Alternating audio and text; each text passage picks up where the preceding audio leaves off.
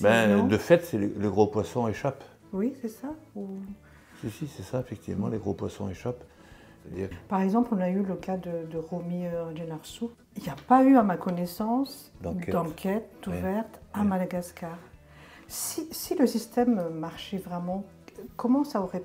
À chaque fois qu'on veut faire avancer un projet de loi, une réforme ou une activité quelconque, on sent nettement qu'on n'a pas des alliés au sein du pouvoir. Il y a un député qui a fait une proposition de loi tendant à modifier la loi sur les pôles anticorruption pour lui enlever la plupart de ses pouvoirs. C'est-à-dire plein d'exemples. Là, je parle dans le bouquin de la loi sur l'accès à l'information, par exemple, qui est un vieux projet qui a plus de 15 ans. C'est quoi l'accès à l'information? C'est le droit pour chaque citoyen de demander un document public. Et chaque administration devrait avoir l'obligation de fournir ce document public. Cette loi en question, ça existe, plein de pays du monde l'ont fait depuis longtemps, c'est refusé depuis plus de 15 ans, régulièrement. On nous dit non, non, non, c'est difficile, c'est délicat, il ne faut pas, etc. Et une autre... Alors, nous sommes heureux aujourd'hui de recevoir Brice Lejamble, qui a bien voulu répondre à nos questions, qui était notamment secrétaire général du CSI, Comité pour la sauvegarde de l'intégrité, et qui a aussi produit un essai, il n'y a pas si longtemps que ça, La capture de l'État. Bonjour Brice Lejamble. Bonjour, bonjour. Comment je peux compléter cette présentation? Bon, peut-être en disant qu'au départ j'étais enseignant. Et après j'ai basculé dans d'autres domaines. Et il faudrait mentionner que cette lutte contre la corruption, intégrité, etc., ça a démarré suite à une grosse crise politique en 2002. Mais qu'avant ça, il y a eu des choses qui ont été faites. Et j'ai travaillé dans un organisme appelé Secrétariat technique de l'ajustement, STA, qui était un bureau rattaché à la primature à l'époque, qui s'occupait de réformes économiques pendant 8 ans. Et après, quand je suis entré dans ce système anticorruption, qui est devenu système anticorruption par la suite, c'était à la suite d'une autre crise, celle de 2002, donc il y avait déjà auparavant 95, c'était STA, 2002, la grosse crise politique, et 2003, la création du CSI, Comité pour la sauvegarde de l'intégrité. C'était à quelle initiative ça? Alors, initiative de la Banque mondiale, en fait. Parce qu'au sortir de la crise, la grosse crise de 2002, les bailleurs de fonds ont eu très peur que Madagascar replonge dans la guerre civile, si on peut dire. Et la Banque mondiale en particulier a posé comme condition d'une aide massive de lutter contre la corruption. Donc ils ont créé plutôt ce Conseil supérieur de la lutte contre la corruption, ça s'appelait comme ça au début, CSLCC. L'ancêtre du CSI. C'est l'ancêtre, d'accord. Et qui a changé de nom en 2006 pour devenir CSI. Donc c'était au départ un organe rattaché à la présidence, c'est toujours d'ailleurs rattaché à la présidence, et qui a eu pour mission d'élaborer une loi, une stratégie et de créer un organe spécialisé. C'était le Bianco, le Bureau indépendant anticorruption, le premier organe opérationnel, disons.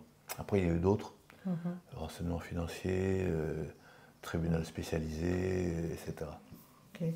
Et donc c'est le CSI qui est au cœur de la stratégie. Qui a conçu, piloté et qui, on ne va pas dire qui surveille, mais qui évalue, l'ensemble des agences anticorruption de Madagascar. D'accord.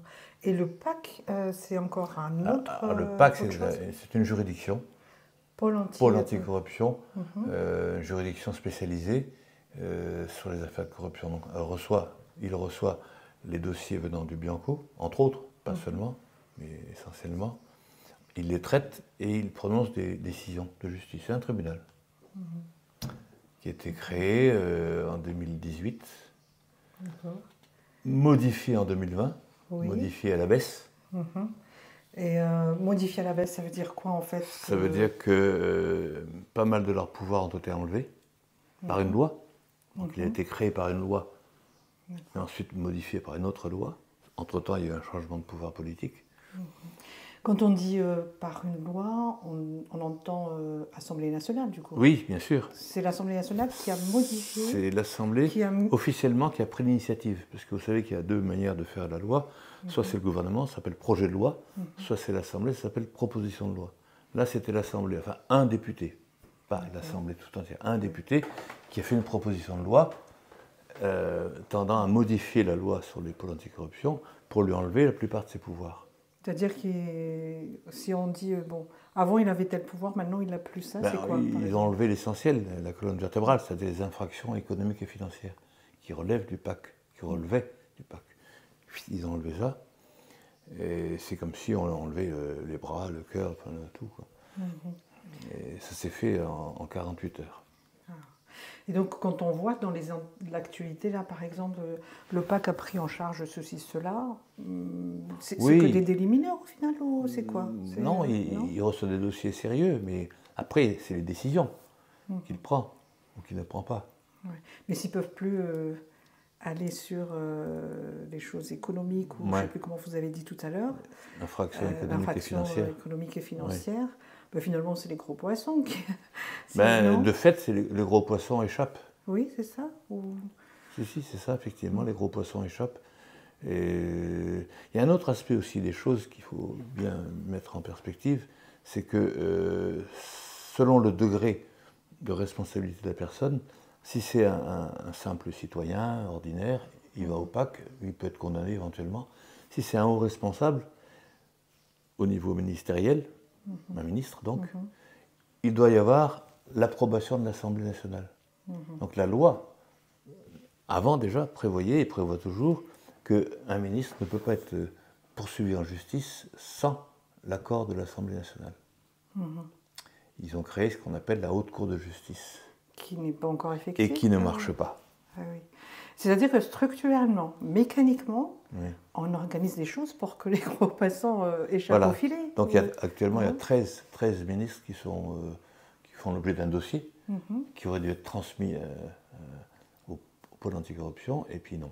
Ça reste bloqué à l'Assemblée, qui refuse même de statuer. C'est même pas qu'ils ont examiné, décidé, rien. Ils n'ont pas statué.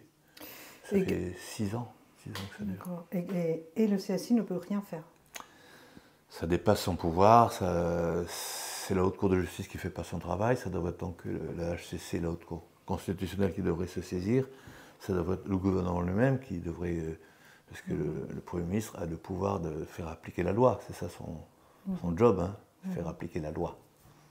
Et non, la loi n'est pas appliquée, et le ministre de la Justice ne régit pas, personne ne régit, malgré toutes les demandes, les récriminations, etc., venant aussi bien de la société civile que des partenaires internationaux. Moi, j'ai une question, je vais y aller directement. Par exemple, on a eu le cas de Romy Genarsou, qui a été reconnu donc ici par la Grande-Bretagne de culpabilité, on va dire, de corruption. Elle a été jugée, condamnée. Jugée, condamnée par le tribunal de Londres. Il n'y a pas eu, à ma connaissance, d'enquête ouverte à Madagascar. Si le système marchait vraiment, comment ça aurait pu... Si le système marchait vraiment, dès le moment où elle était condamnée, ce n'est pas une personne anodine, elle était directrice de cabinet du président de la République quand même. Donc on peut imaginer facilement qu'elle avait des connexions, des complicités au sein de la présidence, et ailleurs aussi, pour pouvoir mener cette affaire. Donc au minimum, si ça marchait bien, le Bianco aurait dû ouvrir une enquête pour savoir quels sont ses liens, ses connexions, etc. Et non, elle a été condamnée à Londres, elle a fait sa petite peine de prison, disons, 1 an à peu près. Et puis elle a été libérée, et voilà. Et là, elle est à Madagascar. Il semblerait. Sans forcément qu'on l'inquiète.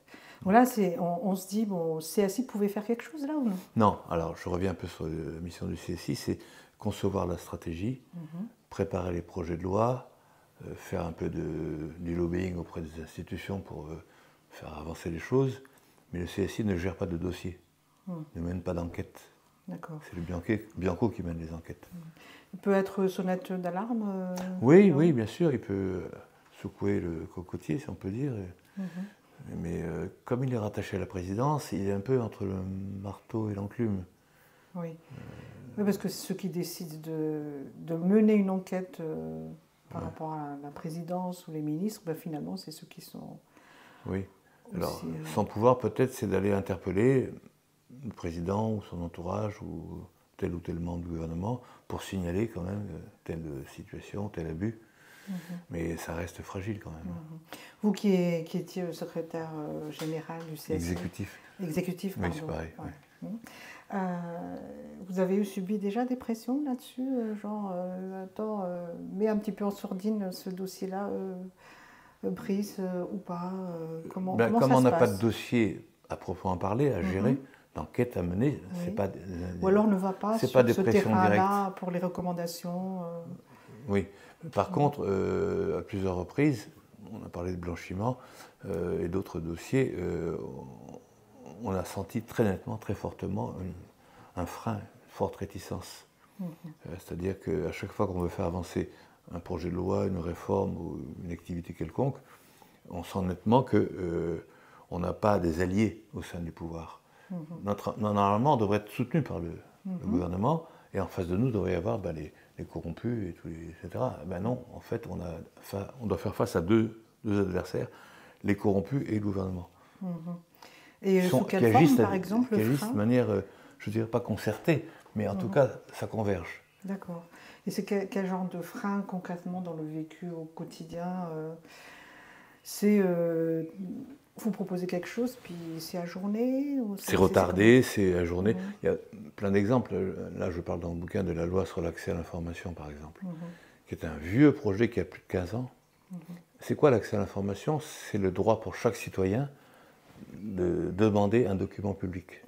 Qui devrait être public. Qui devrait être public. Et chaque administration devrait avoir l'obligation de fournir ce document public. Cette loi en question, ça existe, plein de pays du monde l'ont fait depuis longtemps, c'est refusé depuis plus de 15 ans, régulièrement. On nous dit non, non, non, c'est difficile, c'est délicat, il ne faut pas, etc. Il y a une autre loi qui va avec, c'est un peu le binôme, c'est la loi sur la protection des dénonciateurs. Il y a beaucoup de gens qui voudraient bien dénoncer, qui osent le faire, mais ils prennent des gros risques. Donc une loi sur la protection des dénonciateurs et lanceurs d'alerte, ça viserait à encadrer l'activité, pas la profession, c'est pas un métier, mais l'activité des lanceurs d'alerte. Éviter d'aller en prison dès qu'ils ouvrent la bouche. Parce qu'au fond, comment sait-on qu'il se passe des choses normales? C'est par des gens qui sont à l'intérieur. Forcément. Et donc, ils travaillent dans une administration, un organisme d'État ou autre, ils voient ce qui se passe, et ils sortent une bonne feuille, et ils font sortir, ils dénoncent. C'est vrai, mais en même temps, il faut qu'ils aient des preuves. C'est pas comme ça gratuit. Okay. Donc là, vous êtes en train de dire qu'il n'y a aucune loi qui protège, par exemple, les lanceurs d'alerte actuellement. À Madagascar. Oui. Et ça, c'est un grave déficit parce que sans les lanceurs d'alerte, le système est aveugle un peu. Bon, il y a des enquêtes, bien sûr, mais sur plainte, et encore, pour trouver les preuves, c'est ça le problème, c'est la preuve. Parce que la corruption, c'est un pacte secret entre deux personnes. Seules ces deux personnes savent ce qui a été dit. Donc si l'un des deux si aucun des deux ne dit rien, on ne saura jamais. Donc il faut quelqu'un qui puisse avoir vu ou entendu quelque chose de solide pour pouvoir... Autrement, on peut nier. Il suffit de nier, puis c'est tout. Pas de preuve. Quel est votre rôle quand on est dans des périodes électorales ou même pour préparer dans les élections? Oui, c'est quoi votre rôle? L'élection, c'est... CSI, moi, je parle du CSI, mais je parle aussi du regard de Brice Legendre là-dessus. Les élections, c'est l'autre volet un peu de l'affaire. C'est qu'en fait, tout le système, en général, repose sur la bonne foi des dirigeants. Système judiciaire, système financier, tout ça. On suppose que les dirigeants veulent le bien, qu'ils administrent la justice et les financent correctement pour le bien du peuple. Bon, ça c'est théorique. Sauf que le grand juge suprême, ce sont les électeurs. C'est-à-dire que si à la fin, tout va de travers, normalement, ils ne sont pas réélus. Sauf que le système électoral est complètement perverti, ce qui fait qu'on peut très bien voler dans la caisse et être réélu. Suivez mon regard. Oui. Je parle du CSI, mais je parle de tout le système anticorruption est complètement impuissant en fait par rapport à tout ça. Pas complètement. Enfin, je veux dire, c'est quoi, enfin, si la raison d'être, elle est un petit peu oui, quand même. Disons contre ça, que finalement. C'est un système qui a 20 ans quand même, plus d'existence. C'est qui devrait arriver à maturité. Donc avoir une compétence, une expérience et un réseau suffisamment puissant pour pouvoir se faire entendre. On est arrivé à même pas la moitié, peut-être au quart, par rapport à ce qui était prévu. Donc il n'y a pas rien, mais on est loin quand même du projet de départ. Nous, on pensait au départ qu'on pouvait rendre la corruption risquée. C'était un peu l'idéal qu'on avait formulé au départ, rendre la corruption risquée. Un peu dissuasif. Oui, voilà, que les gens voient qu'attention. Et puis non, c'est pas vraiment dissuasif. Les gros poissons, comme on dit, ils sourient en nous voyant. Ils disent, on n'a jamais vu un gros poisson attrapé. Jamais. Oui. Parce que les gros poissons sont aussi jugés partis, en fait. Ils ne sont pas gros pour rien. C'est qu'ils sont arrivés à un tel niveau de puissance. Quand je dis puissance, c'est financière, politique, relationnelle, familiale, tout ça. Tel qu'ils peuvent contourner l'action du système. Et si vraiment il y a un gros pépin, une décision politique pour dire on ferme le dossier. Il y a une mauvaise tradition à Madagascar, c'est les juges ne sont pas indépendants. Dans tous les systèmes, pas tous, mais ici par exemple, les juges sont quand même relativement indépendants. Pas les procureurs, attention, il faut bien distinguer. Le procureur obéit, on appelle ça la subordination hiérarchique, obéit à l'autorité. Mais le juge, lui, est indépendant, théoriquement. Sauf qu'à Madagascar, la tradition, c'est que le juge attend les ordres du procureur. Ok, donc c'est un peu le système qui est déjà structurellement, mécaniquement, permet aussi, c'est pas qu'une question de volonté de... Oui. Est-ce qu'on a, nous, un petit peu d'espoir quand même pour que tout ça se résorbe, que le citoyen ait sa place, que les institutions fonctionnent dans quel système on peut rentrer D'où peut venir la lumière? C'est ça. Parce que quand je lis votre capture de l'État, là, votre essai, vous parlez quand même aussi du rôle un petit peu des strates intermédiaires. Oui, alors peut-être qu'on pourrait citer au moins deux strates. C'est d'une part la société civile, qui est assez active, même si elle n'a pas la force qu'elle a dans certains pays. Et puis d'autre part, on va dire les intellectuels ou les universitaires, qui gardent quand même une certaine indépendance et force mentale, même si non plus la vigueur d'antan. On se souvient, en 72 et tout, c'était autre chose. Mais ça existe. Ah, j'allais oublier un troisième acteur, mais je ne sais pas comment en parler, je ne suis pas expert en la matière, ce sont les églises. Ah oui. Qui ont joué historiquement un rôle très important dans les changements ou les période de crise de Madagascar, depuis 1972 jusqu'à tout récemment. Mais avec le temps, ça s'est beaucoup affaibli. Oui, je reviens un peu sur la société civile parce qu'en fait, il y a un lien. La société civile, ce sont des gens dans les quartiers, dans les villages, partout, qui s'organisent, qui se structurent pour essayer de se faire entendre. Et là, il y a un chemin quelque part quand même. Quant au contrôle, les organes de contrôle, ils existent à tous les niveaux, mais pareil, ça ne fonctionne pas très bien. Par exemple, je citerai une structure qui a été créée il y a 5 ou 6 ans à peu près, qui s'appelait la structure locale de concertation. Dans chaque Fouktan, théoriquement, il y a une structure locale de concertation qui réunit autour du chef Fouktan et de quelques personnalités ou personnes du Fouktan, mais aussi d'organismes publics. Un groupe de gens qui, normalement, se réunissent régulièrement pour examiner les problèmes, proposer des solutions, etc. Concertation. D'accord. Mais ça ne marche pas. Il y a très peu qui existent réellement. Autrement, à un niveau un peu plus élevé, au niveau du district ou de la région, il y a des structures également. Tout est biaisé. L'exemple le plus connu, c'est les régions. On a créé 23 régions, je crois. Avant, il y avait 6 provinces, maintenant il y a 23 régions. Et l'idée, c'était que chaque région ait un chef élu et à côté de ça, une assemblée régionale élue également pour gérer tous les problèmes de la région. Gérer, c'est-à-dire avoir un budget, des projets, etc. Ben non, depuis 15 ans, ça n'a jamais été fait. forme de Jamais décentralisation. Ils ne sont pas élus, ils sont nommés. Ils sont nommés. C'est une forme de décentralisation, de pouvoir, d'autonomie. Alors justement, la structure de l'État veut qu'il y ait un pouvoir central, bien entendu, et puis des pouvoirs régionaux, décentralisés en fait, mais suffisamment autonomes pour pouvoir avoir leur propre logique. Pour administrer un district, une région, il faut que les gens connaissent sur place, c'est pas de loin, de haut. Bon, ça se fait dans tous les pays du monde, ça. Je veux dire, une école primaire, ça ne relève pas du ministère, ça relève de la commune ou du département, etc. Il devrait y avoir des choses comme ça, mais très peu de budget d'abord, et 90%, même plus, paraît-il, du budget de l'État est consommé au niveau central.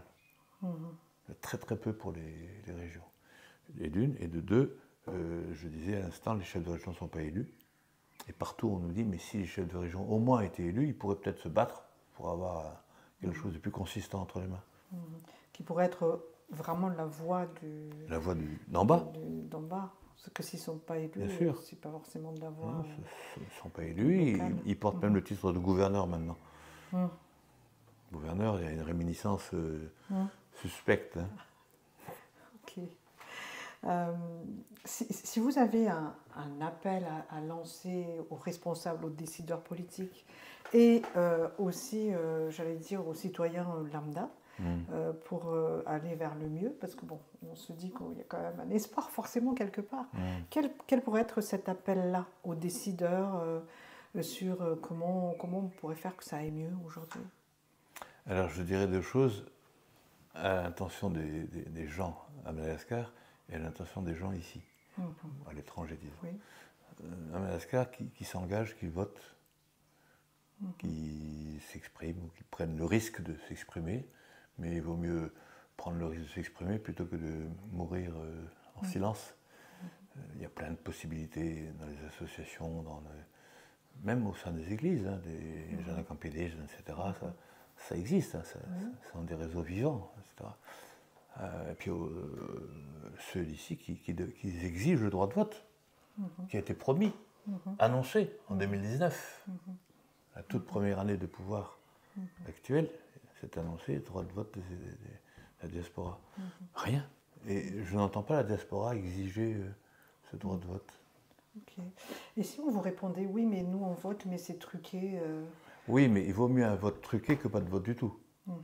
Bon, ça se discute, mais je veux dire, il faut commencer par quelque chose. D'abord un système électoral, après on cherche à l'améliorer, on se bat pour que... partout c'est comme ça. En France, les femmes ne votaient pas jusqu'à la fin de la Seconde Guerre mondiale. Le droit de vote des femmes, en France, 1945. Quand ils ont vu que les femmes ont joué un rôle pendant la résistance, ah bon, quand même, il a fallu du temps. Hein. D'accord. Donc au moins faire les premiers pas. Faire les premiers pas, voter, et puis après, étape par étape, construire. Commencer par le droit de vote, mais aussi par le droit de savoir, d'où l'accès à l'information. Et après le droit de dénoncer. Si on sait, on peut dénoncer. Dénoncer comment? Pourtant, il y a les numéros verts. Oui, mais ça, ça existe, mais c'est un peu des gadgets. Hein.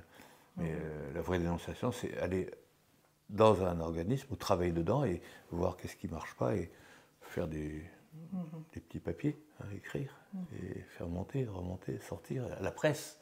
La presse devrait jouer un rôle vital dans tout ça. C'est un gros morceau aussi, la presse. Un gros morceau. Est-ce qu'il y a une presse indépendante, une presse sans pression?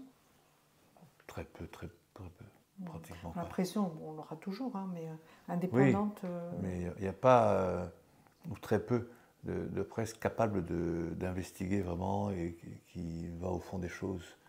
C'est très, très superficiel quand même. Et est-ce que vous lancerez comme appel aux décideurs, ceux qui nous font nos lois ou qui sont peut-être dans leur volonté, ce serait quoi Ce seraient les députés. Hein. C'est eux nos élus locaux ou régionaux. Ils sont en 170, je crois maintenant, je ne sais plus exactement. Non, ça a augmenté. Et que chaque député rende compte à ses électeurs dans son district, là où il est élu. Il y a un truc incroyable quand même, c'est que la plupart des députés, ça ne se sait pas trop, enfin on le sait mais on ne le dit pas trop, la plupart des députés résident dans la capitale. Ils sont élus à Ampagny ou à Diego, mais ils résident à Tana, la plupart. Ils viennent de temps en temps voir un peu leur circonscription, comment ça se passe. Et d'une, et puis de deux, ils ne réclament pas de décentralisation réelle. Au niveau du budget, par exemple, au niveau des décisions. Je n'ai jamais vu un député dire « mais pourquoi notre chef de région n'est pas élu ?» Interpeller le ministre de l'Intérieur, interpeller le Premier ministre, interpeller... Et la Constitution dit clairement, noir sur blanc, chef de région élu.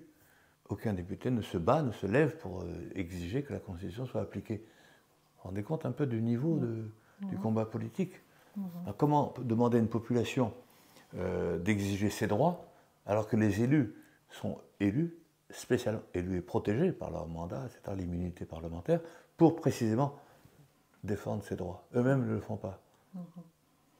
C'est eux qui devraient entraîner la population dans ce mouvement d'exigence, de revendication légale. Je ne parle pas de lancer des cailloux dans les vitres, hein. Quoique... Et là, pour on va dire, conclure cette interview, quelle est votre vision du futur sur... Moi, je vois au sein de la société civile des jeunes qui sont assez dynamiques et qui comprennent les choses plus vite qu'on ne le pense, et qui n'ont pas vraiment peur, mais bon, leurs moyens sont un peu limités peut-être, et peut-être qu'ils sont un peu illusionnés par la bienveillance des bailleurs de fonds, ce qu'on appelle les bailleurs de fonds à Madagascar, qui sont un peu les dieux protecteurs, là. C'est des grandes puissances en fait. Est-ce que ces jeunes-là, justement, ils pensent qu'on a besoin de l'État tel qu'il est là? Est-ce qu'on n'est pas justement en train de dire on n'a besoin que de nous et peut-être des bailleurs de fonds, mais finalement l'État... Oui, mais on ne peut pas contourner l'État, il est là, il existe. C'est vrai qu'ils sont très déçus par l'État. Les jeunes en général, qu'ils soient engagés ou non, sont très très déçus par l'État. L'État qui avait la promesse autrefois d'indépendance et de développement, et de progrès, etc. En fait, la perception la plus forte, c'est l'État prédateur. C'est l'État captif entre les mains de certaines personnes. Et que ce soit dans les administrations, au niveau local, quand on a une affaire à traiter dans un bureau administratif, ou que ce soit à un niveau plus élevé, politique, le sentiment le plus fort, c'est que l'État ne remplit pas ses promesses. Quand on a 80% de la population en dessous du seuil de pauvreté, même si on peut contester les chiffres, il y en a qui disent non, c'est pas 80, c'est 75, bon, en tout cas une grosse majorité est vraiment dans la pauvreté. Donc après 65 ans d'indépendance, on se dit mais qu'est-ce qui se passe? Vous savez que le taux de pauvreté a doublé depuis l'indépendance. Il y avait de l'ordre de 30 à 40% de pauvres à l'indépendance, en 1960, on est à 80 maintenant. J'ai même lu dans votre essai là, Capture de l'État, c'est qu'on est les bons derniers même sur la couverture électrique, quoi, et de l'électricité. Oui, l'électricité, oui. On est les bons derniers partout, mais dernier du monde. Oui, on est 189e pays sur 189. Sur 189 sur l'électricité. Il y a 15% de la population qui a accès à l'électricité. Alors, il y en a qui disent non, c'est pas vrai, c'est 20%, c'est 25%, parce qu'il y a quelques lampes distribuées ici et là, mais ça c'est l'accès régulier, l'abonnement, etc. Alors les routes, en parlant pas, alors là, c'est encore un autre chapitre. Donc un pays qui n'a pas d'électricité, pas de route, aux 3/4 du pays, quel développement peut-on espérer? Ni industriel, ni commercial, ni même intellectuel. Les chiffres, il y en a des tonnes, on peut en citer quelques-uns. Il y en a un qui me fait peur, là j'ai vu ça récemment. 40% des enfants, 40-45% par là, pas loin de la moitié des enfants sont en état de malnutrition chronique. Ça veut dire des gosses qui vont avoir un déficit physique et mental une fois devenus grands. Donc on se prépare à une population dans 10, 15, 20 ans qui sera à moitié déficitaire.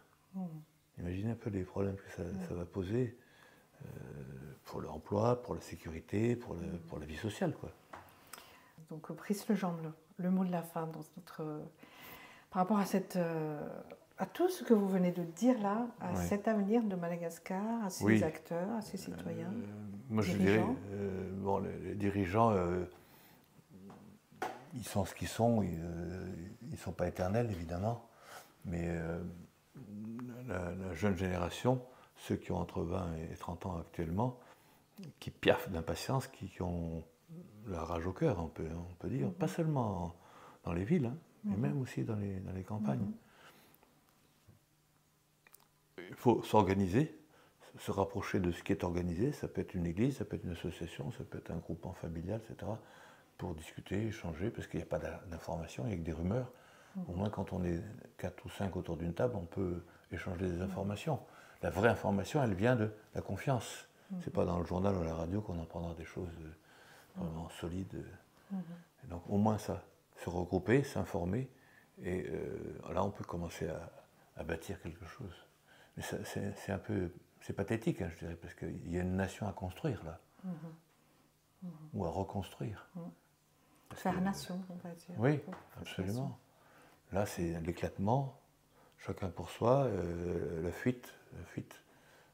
Beaucoup de jeunes d'ailleurs cherchent à partir, famille, à partir, à quitter Madagascar carrément, enfin ceux qui ont les moyens, parce que c'est pas évident.